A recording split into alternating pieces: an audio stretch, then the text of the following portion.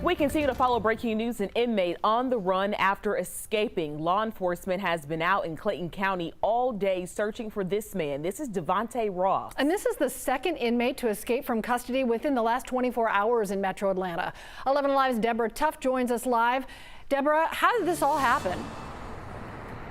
You know what, Cheryl? Some folks say it could be considered a crime of opportunity, and residents here say it also could have been prevented. Here's what we know so far.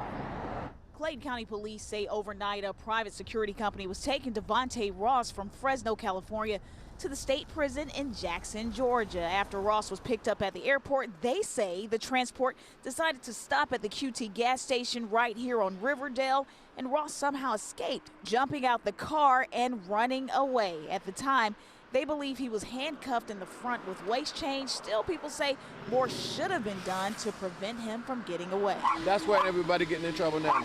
If the cops wouldn't have gotten into the filling station to get a drink or whatever they went to get in the filling station, they should have only one of them should have been in the car, and one of them should have sit there aware of the inmate. That's crazy. The sheriff's office says Ross was wearing all black and black shoes with orange stripes.